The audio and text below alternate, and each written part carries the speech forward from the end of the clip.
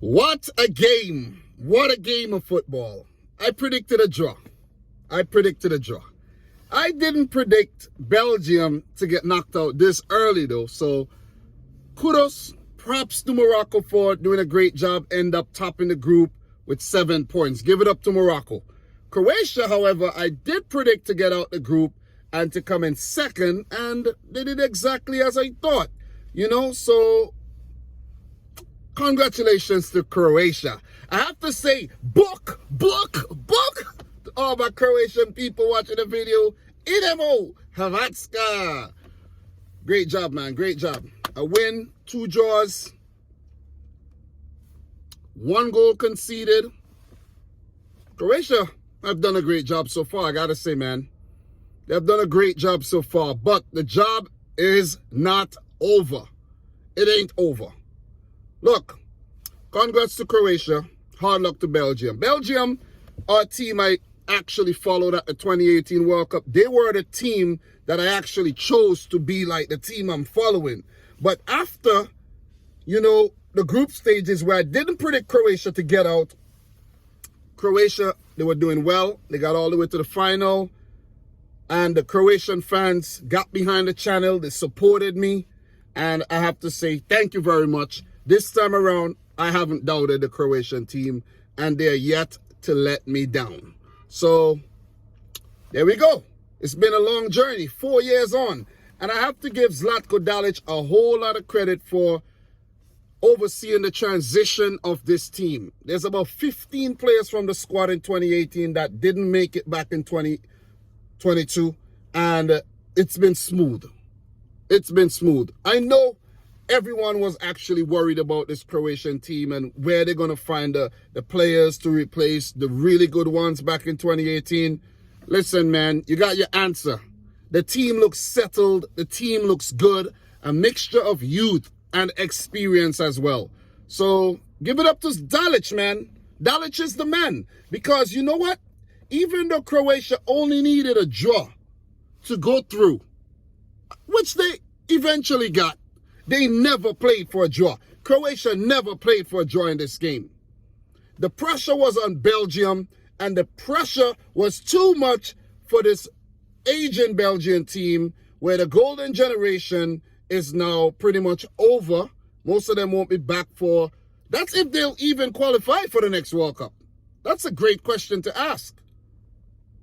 Would they even qualify? I'm pretty sure this is the end of Roberto Martinez's tenure because it's been an utmost failure. It's been a failure. It doesn't look good. All these really good players and you don't win anything, and then you get from making the semis at the last World Cup, you get knocked out in the group phase, in a group that you could have actually got through. Morocco, no disrespect. Canada, that you barely beat. And now, multitude of chances against Croatia here. And can't put a single one away. Croatia, you're lucky. You rode your luck. It was meant to be. You rode your luck, man. You rode your luck. And it had to be a very tense game for Croatian fans. But the Croatian fans, I'm pretty sure, are used to this already because Croatia loves to do things the hard way. So Zlatko Dalic went in with an unchanged 11. I have to say, give it up to Lovren. He's done a great job. And I like that Dalic mix Lovren and Joško Gvardiol together and not Lovren and Vida. He wasn't thinking like Roberto Martinez by playing all these more experienced players, the older heads, where they brought some young players to the World Cup in Belgium. I'm talking about Belgium. They brought young players at the World Cup, didn't use them. When you saw that the Belgian defense wasn't looking good against Morocco, this was the game maybe you bring on some youth. When you saw that the forwards were struggling, the midfield, bring on some youth against Croatia. Bring on, look. When Jeremy Doku came on, oh man. You see what I mean? I know he tried. He dropped Hazard and his brother. He brought in Trossard and a few other players. Still didn't work. That is where you turn to youth. Jeremy Doku was wasted at this World Cup. You have some youngsters in the squad wasted. Roberto Martinez deserves the blame. The squad disjointed. Players, I read, not talking to each other. Players not getting along. Kevin De Bruyne coming out and said the team is too old. They were just goddamn awful. Awful, awful, awful Belgium. Awful. Them and Denmark has been two of the biggest letdowns of the World Cup so far. But listen, man, there has to be some big upsets. If we ought to have a nice success story, if we want to have a nice, entertaining World Cup, there has to be some type of big team or a team you expect to do well to go out. But what a game.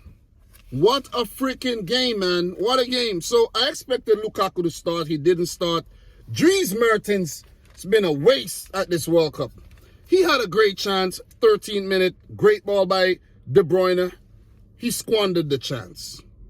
Croatia did get a penalty that was chalked off for offside. Barely, you know what I'm saying? Barely offside. Carrasco's foul on Kramaric. There was an offside in the build-up. 0-0. Pretty much 0-0 at halftime. Lukaku was brought in for the second half for Mertens. And do you know why Lukaku was crying so much at the end of the game?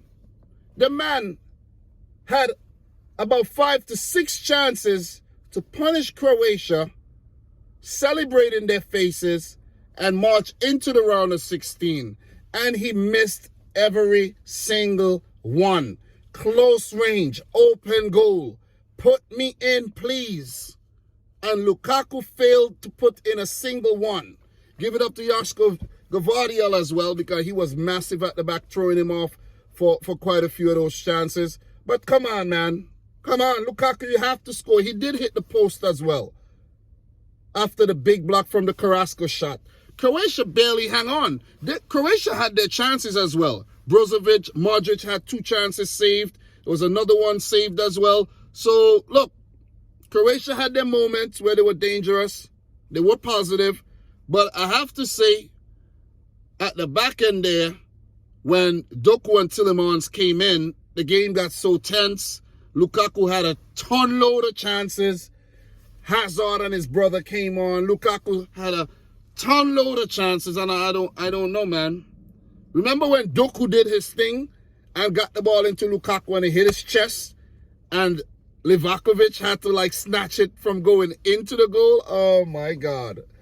Woo! That was a tense game. That was a tense game. Joško Gvardiol, the hero. Man of the match. Easy. Easy, easy, easy. And let's give it up to Anthony Taylor for blowing the whistle about 4 or 5 seconds short. Again, like he did in the South Korea Ghana game. So, Anthony Taylor is not playing around, man. Not playing around. But look, man, Belgium, wasteful, man. Lukaku, he probably cried a bucket of tears. Why are you crying so much? You feel guilty? Feels guilty. And he give the freaking dugout, the little thing on the wall of the dugout a punch. He probably cut his hand. The dugout didn't do you anything, bro. You did that to yourself. But give it up to Croatia. They're in the round of 16. Barely by the skin of their teeth. Belgium, they've been awful, and they deserve nothing less but to pack their bags and go back to Brussels. Go home. Club Bruges. Go home. Antwerp. Bye-bye. I like the Belgian team still, though. You know what I'm saying? They're just disappointing. Seriously. But give it up to Croatia, though. They look a good unit. They really look a good unit. Levaya, he's played well. Kramaric looked better than most times. Perisic, dangerous as usual. But the Croatian midfield is where they're actually excelling. Modric, Kovacic, Brozovic, awesome. Croatia, they have ironed out their fullback problems because Juranovic and Sosa, oh man. And Livakovic has been really sound at the World Cup. You know, he got a mistake in him, but he's, you know, He's not been making mistakes. Give it up to Lovren. Give it up to Vardiel. And the guys supporting cast off the bench, guys like Bruno Petkovic, Mislav Orsic. You have, Lovro Maya.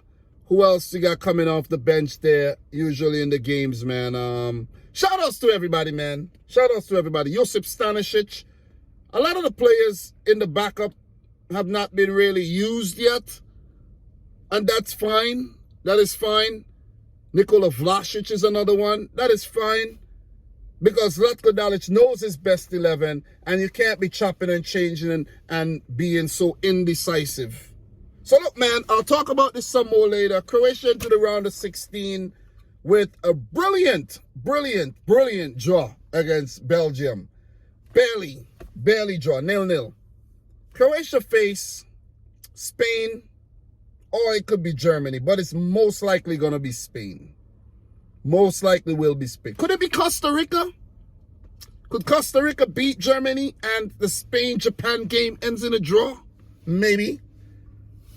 Croatia would love that.